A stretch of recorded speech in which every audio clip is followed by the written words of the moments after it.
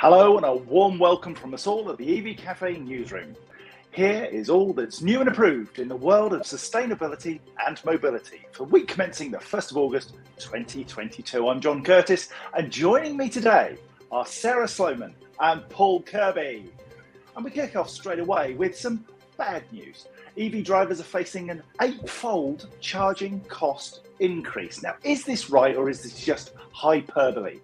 Electric vehicle drivers could pay up to 8 times more to charge their car at home this winter if they don't use smart tariffs. The price of electricity, as we know, is soaring, making the cost of running an EV significantly higher. Still cheaper than petrol and diesel, but anyway, OHM recommends that EV drivers switch to a smart tariff and utilise a smart charger to minimise the impact on their bills. Sarah, Paul, your views on this? Electricity prices rising.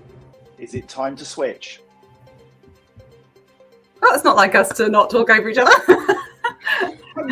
Ladies first. Oh, well, you go.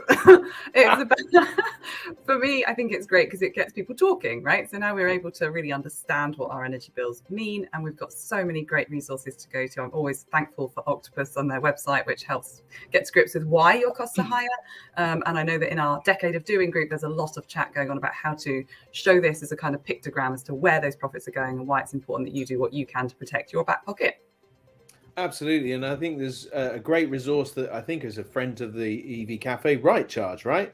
They present all of the facts and figures and help you make intelligent decisions.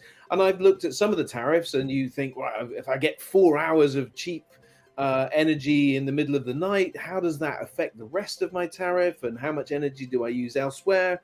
It is really worth kind of getting the support from these wonderful resources like Octopus and Right Charge.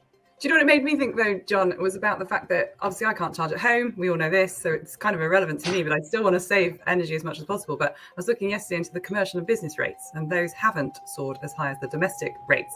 So if your employer is kind enough to offer EV charging, or if they currently don't, perhaps it's a great time now to ask them to install. What a great grant funding, John. grant funding available for those that wish to put in workplace charging. Get on it now. Okay, moving on. The majority of fleets believe that the advisory electricity rate should be 10 pence per mile or more. So, backstory to this is HMRC came out with some numbers last year which said that you should be able to claim 5 pence per mile for every electric mile. The BVRLA and the Association of Fleet Professionals have said, based on 100 case studies, that 5 pence per mile figure is ludicrous and it should be 10 pence per mile. Discussions are ongoing, but we're hoping to see the HMRC buckle and they do at least allow us 10 pence per mile for EV journeys on business. Not much to talk about really, is there? It should at least be 10 pence. Yeah, although Yes. I've been saying eight pence for ages is what I've been saying, and that was at first a bit shocking, but actually I'm really pleased to see it's gone to 10, and that was just on basic maths of my own records over the last 3 years of driving electric. So 10p should help. Excellent news. Moving on, EVs are officially cheaper to maintain. Happy days. So, battery electric vehicles are about 22% less expensive to maintain than an equivalent internal combustion engine vehicle, and they have fewer working parts, and so brake wear's less and engine wear. There ain't no engine, it's a motor, people. There are about 3,000 less moving parts in a battery electric vehicle than there are in an internal combustion engine vehicle. It comes as no surprise to us that the costs are cheaper, but quantifying it is fabulous. 22% less. Good stuff, eh? Is that the same for vans? So the interesting thing for vans is actually Ford are on record as saying it's 40% less. Big fleets that have been doing this for some time are saying 50% less in terms of both downtime and actually cost of repair. And and see, that's the key certainly for the commercial vehicle fleet, is the vehicle is off the road less, and what that means is the wheels are turning, the vehicle's earning. That's great news for fleets, and that really helps mitigate. There is still a higher cost, helps mitigate that cost and actually turn it into a cost positive for running electric vehicles. So absolutely, maintenance must be included in any whole life cost consideration. got a live myth coming in from our audience that I think deserves a bit of attention. What about the myth when they break down and the battery has to be sent off? How's that for time and money? Question mark. The battery being sent off. Off, yeah, I've not heard of that. I think they repair in situ or replace, in which case it's no different to a normal car. If something goes horribly wrong, you're going to have to wait for the parts. So I actually don't know the answer, which is why I read it out. Well, I think the reality is that the battery is rare to go wrong. Connections can go wrong. The occasional cell can get damaged, but the word on the street so far is that batteries are not failing in that way. Software sometimes can be a challenge, and there are occasions where software connections and other things happen around the battery, but the battery itself seems pretty reliable. On the whole, the reliability of the motors and battery is very, very high, certainly higher than what we would expect to see in an internal combustion or ICE vehicle. And certainly the evidence from the AA is that the vast majority of the breakdowns that they have relate to the 12-volt battery under the hood or in the boot, which powers all your internal systems, not the drivetrain cells which sit in the floor and actually power the vehicle. Those seem to be pretty robust. Sorry, Sarah, I cut across you. No, I think I got across you a slight delay at this end. I was wondering about the battery swap for fleet, which is something that is coming back around again. Just this opportunity learning from Malaysia, Singapore, where they are just switching out batteries at the side of the road. But that's not how our vehicles are constructed. So I don't know if there's like a confusion of myths there. Let's move on. Grant funding to decarbonise the local road network. Very much welcome. The Association of Directors of Environment, Economy, Planning and Transport has opened its 3-year, £30 million project programme, Adept Live Labs 2, to decarbonise local roads in the UK. This is 30 million quid, which is available to local authorities to help decarbonise the roads that you are responsible for. Sarah, I wonder if you're able to put a link into the chat box for those looking to find out more and apply for that funding. But 30 million quid is not to be sniffed at. Help to decarbonise local roads. Good stuff. In other news, excuse me, in other news, Peugeot bolsters the Royal Mail fleet with some electric vans, not one or two, 2,000, to make it about 5,000 that Royal Mail have. Paul, as our vans correspondent, good news? Of course it's good news. It is brilliant news. And well done, Peugeot, for getting the vehicles, because, I mean, that's an impressive job, in the current climate, to be able to provide a fleet with enough electric vehicles. I'm sure they're going to have a lot of challenges in terms of getting the power and all those good things, but it's great to see that large fleets like Royal Mail leading the way, showing us how it can be done for certainly that last mile element of the logistics. Getting us up. I had the postman here this morning in his Fiat Doblo ICE diesel vehicle. I'd love for that to be an electric vehicle. That would be great, wouldn't it? It certainly would. And talking about last mile deliveries and the Royal Mail and City Sprint have brought in electric cargo bikes to deliver in the city of Oxford, which is much appreciated, with over 8,000 miles currently completed and 200 zero-emission deliveries. And these bikes can take up to 150 kilos of cargo at a time. That's about 7 Sarah Slomans. What do you reckon, Sarah? I kind of wish that Sam Clark was here, because he's got a love-hate relationship with cargo bikes, having trialled it himself with his own business back in the day. But I still feel, having spoken to Zedify in Bristol, that it absolutely got its place in certain applications. And you're at 150 kilos. I really wish it was, but it really isn't that many. We had a big debate about the fact that lots of things that come a shoebox size and whether or not that can fit in a cargo bike. And yes, it can, but also, precious things that you need to post can be delivered by courier. So it's about sort of segmenting the task. Right tool for the job.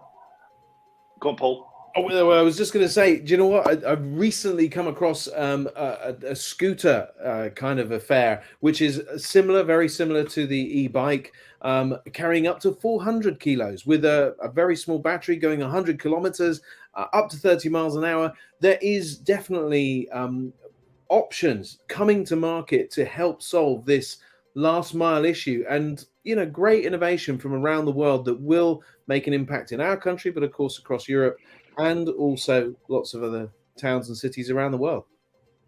Good man. Driving and phone use. An organisation called Nextbase has interviewed shed loads, can't give you the number, of people.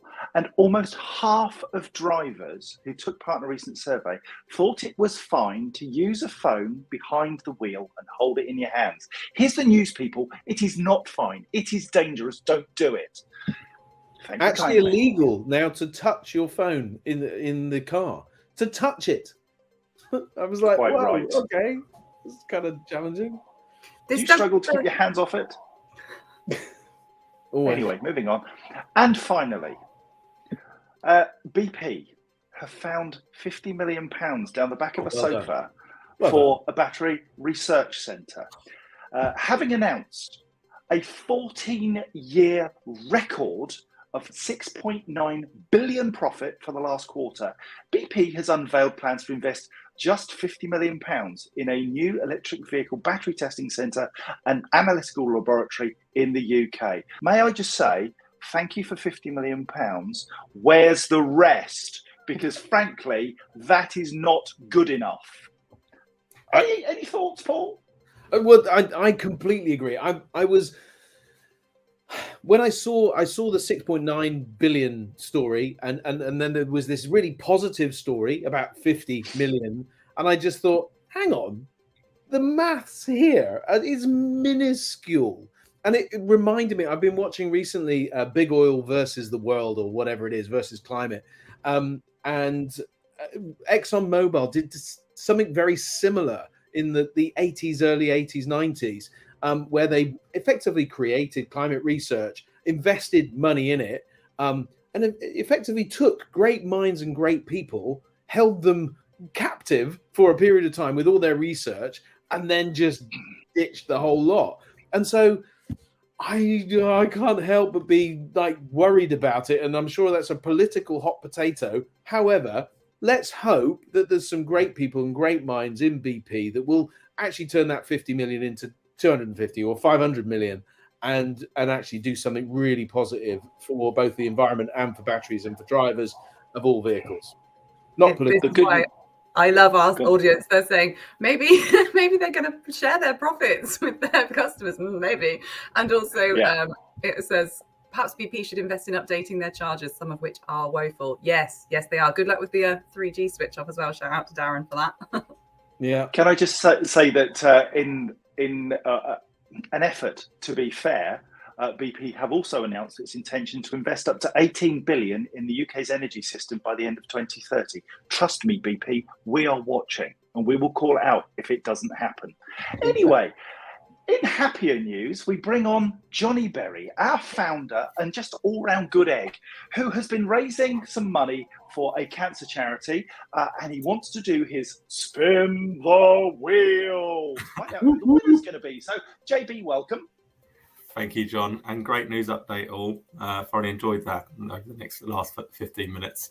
As some of you might have seen on my LinkedIn profile, I launched a little over a month ago a competition to win a 4-ball at Sunningdale Golf Club. I think 4-ball means 4 players. It does, Johnny. Well done. Clever I am. And including drinks and food. So I launched a competition, and 27 of you were so kindly to enter the competition and, more importantly, donate to a good cause, which is cancer research. And so the 27 of you have raised a total of whopping of £820 going towards cancer research. So well done, all of you. And now's the time where I'm going to put all the names on a wheel and spin the wheel and draw out the lucky winner. So the subtitles are awful. I wonder what they're coming up. Yeah, it came up with sperm ball whale or something. Sperm ball wheel. So shall we get on with it? Yes. Okay, let me just share my screen. Bear me a moment. Slick professional operation. Fabulous. Let me know when you see my screen. So these are all the lovely people that donated on the right-hand side. Can you see? Okay, now. Yeah. Ooh, Yes, that's fancy. people donated. Some donated more, and then they got more entries. So we've got 27 people donated and 38 entries. Haven't spun the wheel yet, so this will be the first time. So shall we go for it? Yes. Oh, please. Anytime you like. We've got 3, 2, 1, go. Oh, he spun the wheel. Where's it going to stop? Spun it. Round and round. The wheel goes. Where it stops, nobody cares. Oh, Charles Saunders has won. Well done, Charles Saunders. Congratulations. Johnny, I'd love to say that was fantastic. Anyway, until next Friday, it's goodbye from me and it's goodbye from them. This has been an EV Cafe production. Other sustainability news services are available, but they're not as fun as this. The EV Cafe news is regulated by Tucker from the AA and 15 Cups of Coffee. Any query regarding the accuracy of the news should be addressed to Big Oil. Until next week, goodbye. Goodbye. Thank you, everybody.